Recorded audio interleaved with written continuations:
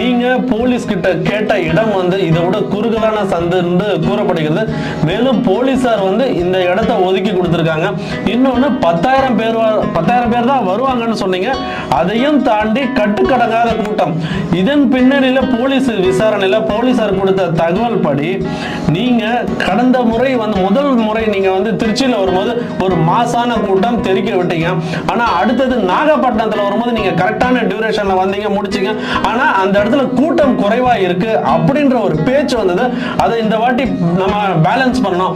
இன்னொன்னு கரூர்ல செந்தில் பாலாஜி முன்னாள் அமைச்சர் செந்தில் பாலாஜி இருக்கிற இடத்துக்கு போறோம். அங்க டபுள் ட்ரிபிள் கிரவுட் காட்டணும், நம்ம மாஸ் காட்டணும் அப்படின்னு சொல்லிட்டு உங்களோட கிரவுட கிட்டத்தட்ட காலையில நீங்க நாமக்கல்ல பேசும்போது உங்க டைமிங்கும் நீங்க வந்து சேர்ந்த நேரமும் 7:30 மணி நேரம் கிட்டத்தட்ட தாண்டி இருக்கு.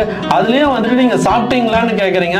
இன்னொன்னு முக்கியமான விஷயம், நீங்க கரூர்ல பேசிக்கிட்டு இருக்கும்போது மயங்கி விழுந்துகிட்டே இருக்காங்க. அப்ப நீங்க என்னாச்சுன்னு கேக்குறீங்க.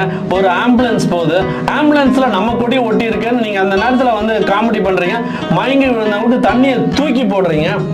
2 பாட்டில் திருப்பி வாங்கி தூக்கி போடுறீங்க. கீழே அப்படி கொடுக்கலாம்.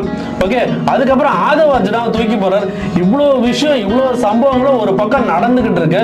நீங்க அப்பதான் 10 ரூபாய் பாட்டில் வந்து 10 ரூபாய்க்கு பாட்டில் 10 ரூபாய்க்கு மேல விற்கிற பாட்டை ஒன்று பாடி நீங்க வந்து வேற லெவலுக்கு கொண்டு போகலாம், நம்மளோட ரசிகர் கூட்டத்தை குஷியாவே வச்சுன்னு நினைக்கிறீங்க. என்ன காரணத்துக்காக, என்ன விஷயத்துக்காக நீங்க வரீங்க? முதல்ல வந்து நீங்க ஒரு தலைவரா உருவெடுக்கும் பொழுது முக்கியமா பல உங்களுடைய தொண்டர்கள் வண்டு சிண்டுகள் எல்லாமே அங்க இருக்கிற பில்டிங் டாப்ல ஏறுறாங்க. கடந்த முறை நாகப்பட்டினத்திலேயே அந்த பதிவு போட்டிருக்கோம். அந்த என்ன ஷெட், அது ஆஸ்பெஸ்டாஸ் ஷெட் மேல ஏறுறாங்க. அப்புறம் அவங்க இவர் வந்து இறங்குங்கன்னு மரத்துல ஏறி சொல்றது ஒரு பெரிய வேலையா இருக்கு. இதை வந்து நீங்க கட்டுப்படுத்த தவறிட்டீங்க. இன்னொன்னு, இதற்கு யார் பொறுப்பு அப்படின்னு பார்க்கும்பொழுது இதுக்கு கண்டிப்பா வந்து முழுக்க காரணம் விஜயம் தாவேகா கட்சியினர் மட்டும்தான்.